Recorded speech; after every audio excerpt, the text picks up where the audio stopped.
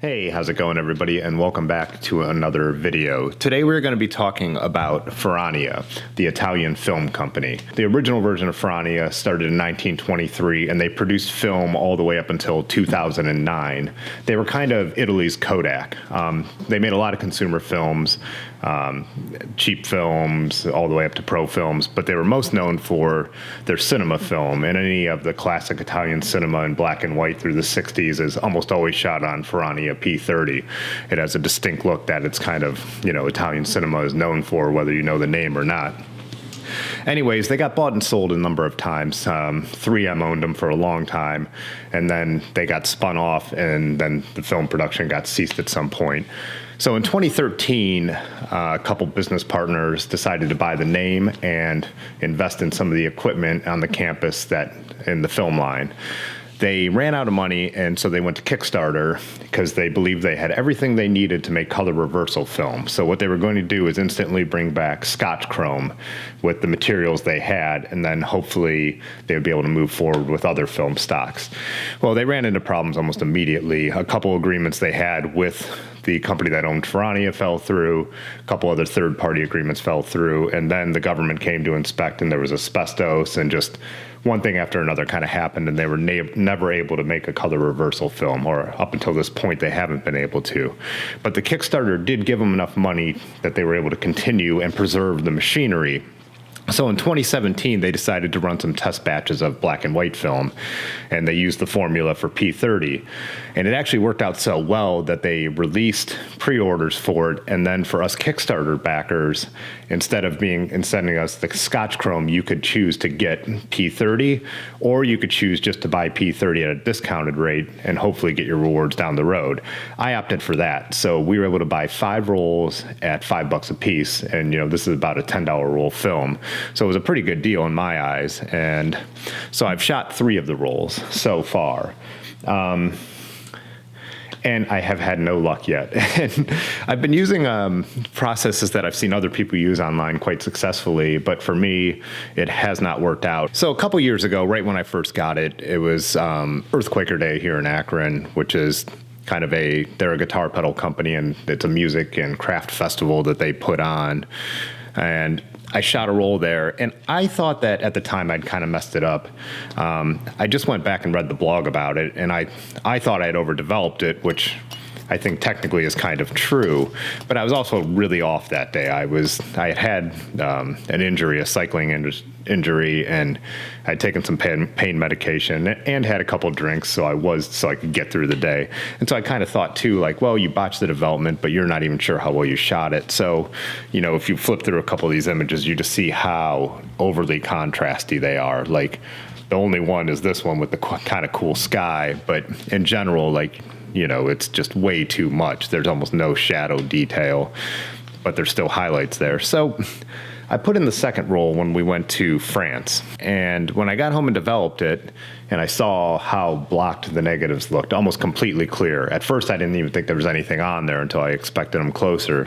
And then I was actually able to get them scanned, and I think I got 10 or 11 images that I found to be usable. But same thing, just extreme contrast, extremely blocky negatives. What I had thought I might have done is I was shooting mostly Tri-X on the trip, Kodak Tri-X, which is 400 ISO. So I thought I had forgot to change the setting on my camera, and that the images were just vastly underexposed. Now I'm realizing that's not what happened. It's just the way I've been developing this film. If you look at some of these, I actually really like the unique look, of this church, and on the Eiffel Tower here with how you could actually see those names, which is something I don't think I've ever noticed about the Eiffel Tower.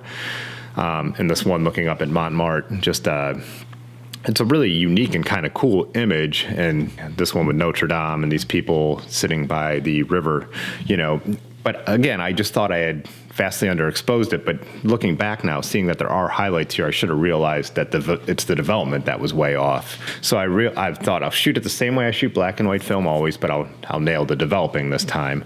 So instead of using HC110 dilution B, I decided to use dilution H, which is more recommended from everything I saw. And I saw some people who had blogs about it, and they had really good results. So you basically double the development time, and the agitation was a little different. So it was continuous for the first minute and then 10 seconds every minute after. I'm used to doing more like a 6 minute with 5 seconds every 30. I've read that since it is originally a cinema film, there's supposed to be more agitation, but gentle agitation. But I don't know. So I tried this, and then my results were exactly the same as the first 2 rolls. When I first pulled it out of the tank again, I thought there was nothing there, but then I was able to scan it, and there were results. So yeah, I shot the roll out in Kent, and I shot it just like I would shoot Tri-X, red filter, very contrasty, sometimes underexposing. And so I got 11 images that I thought were worth at least trying to show. But so here we jump into this first one of these old buildings. And again, when I first thought I was just exposing wrong, you could look here though, but the highlights are almost blown even though it's so dark. Yeah, it's just crazy amount of contrast, which it's supposed to be. It's a high silver film. Another image here, you could see where it's so dark, but then you could see the white in the window frames that are, just crazy bright. This is a train car, and I think when I was scanning, this is when I realized that, like this time, that this is just overly contrasty and not just completely underexposed or developed in a way that pushed it to one extreme.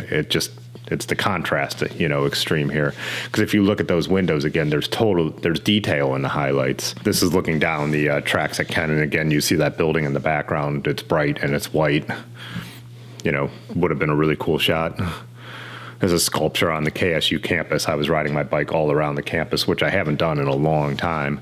And I was really looking forward to some of these images. I mean, they still have kind of a unique look, but then they're just almost unusable. I thought this was going to be another great shot. And then you could also, with it being so dark, like how much dust. And I think when I pulled it off the reel, I also note, I don't think I was handling it as carefully as I normally would, thinking it was all ruined.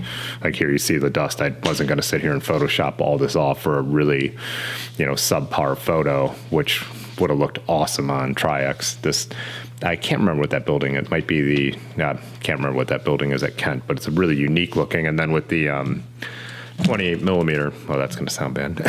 The 28 millimeter that I now have on the Minolta that a friend gave me, I thought that was going to be a great shot.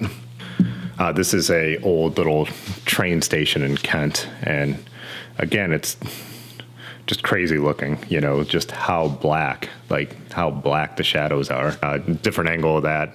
The highlights look great, like there's detail there. That would be a cool thing. But yeah, this is down in Cascade Locks. Another shot, I felt like it's worth saving. I don't know if I'm even going to post these online anywhere, but just like the Paris shots, it does have like a unique thing to it, but it's not what I'm going for. There needs to be some midtones in there. And then the last one, this is over in Akron on Bluff Street, steep hill in this old building. So again, I pulled it off the reel, and before I had scanned it, I just thought it was, kind of an exposure issue that, they say 80 ISO, but maybe, the way I shoot that doesn't work.